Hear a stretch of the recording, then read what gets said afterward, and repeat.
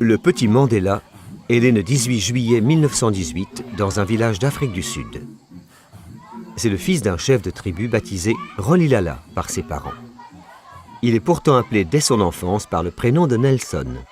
Il expliquera plus tard que c'est son institutrice qui lui a donné ce nom d'origine anglaise afin de symboliser la double éducation qu'il reçoit, moitié africaine, moitié européenne. Nelson est un élève très intelligent. À 20 ans, il rejoint l'université réservée aux meilleurs étudiants noirs. Il rêve de devenir avocat. À cette époque, l'Afrique du Sud vit dans ce que l'on appelle l'apartheid. C'est une société dans laquelle les êtres humains n'ont pas tous les mêmes droits. Les Blancs dirigent tout et imposent des règles très injustes aux Noirs qui pourtant sont plus nombreux. Certains lieux leur sont interdits. Ils ne peuvent pas exercer tous les métiers et on les oblige à vivre dans des quartiers séparés des Blancs. Le jeune Nelson ne supporte pas cette politique raciste. Il décide alors de se lancer dans la lutte contre l'apartheid. En 1943, Nelson Mandela rejoint le Congrès national africain et propose des idées non violentes pour lutter contre l'apartheid.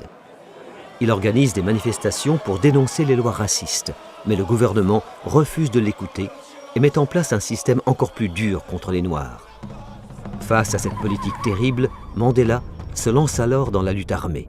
Il crée un mouvement violent qu'il baptise le glaive de la nation, ce qui rend très en colère les dirigeants sud-africains.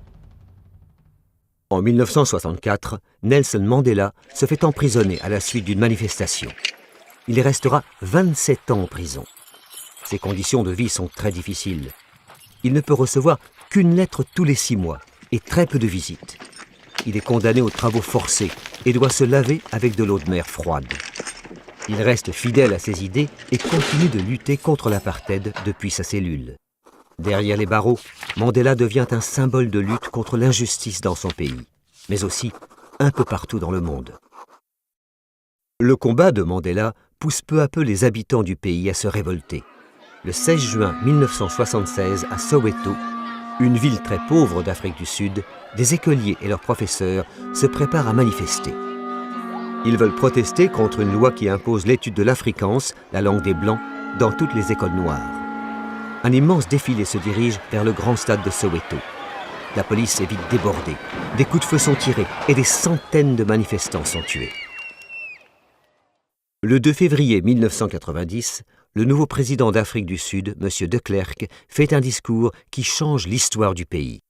À la surprise générale, il annonce qu'il va libérer Nelson Mandela. Après 27 années de prison, Nelson est enfin libre. Des milliers de personnes se pressent pour célébrer sa libération. Il y a tellement de monde dans les rues du Cap que Mandela peine à se rendre au centre-ville. Un de ses amis lui dit en souriant « La foule pourrait bien vous étouffer d'amour ». En décembre 1993, Mandela reçoit le prix Nobel de la paix à Oslo en Norvège. Il est accompagné par celui qui avait annoncé sa libération, le dernier président blanc d'Afrique du Sud, M. de Klerk. Ensemble, ils ont mis fin à l'apartheid, puis formé le premier gouvernement multiracial du pays. Nelson Mandela en profite pour réclamer la libération du prix Nobel de la paix 1991, Aung San Suu Kyi, retenue prisonnière par le gouvernement birman. Mandela est devenu un symbole universel de lutte pour la liberté. Nelson Mandela se présente ensuite aux premières élections démocratiques d'Afrique du Sud. C'est dans une petite école au nord de Durban qu'il trace avec application une croix devant les 3 lettres ANC imprimées sur le bulletin.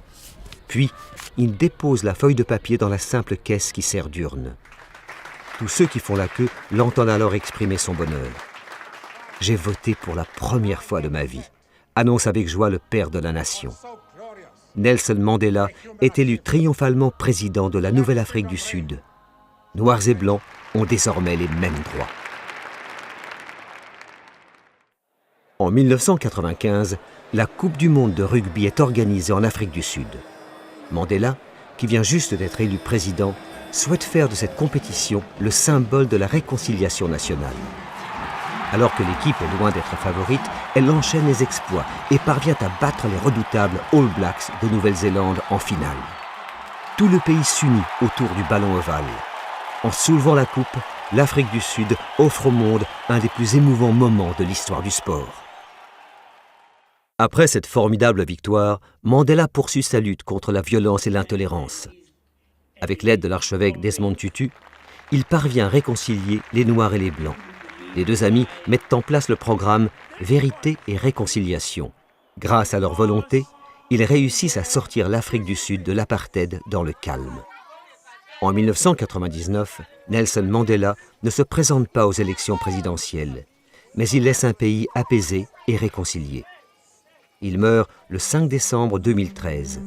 Plus d'une centaine de chefs d'État font le déplacement pour assister à des funérailles qui émeuvent le monde entier.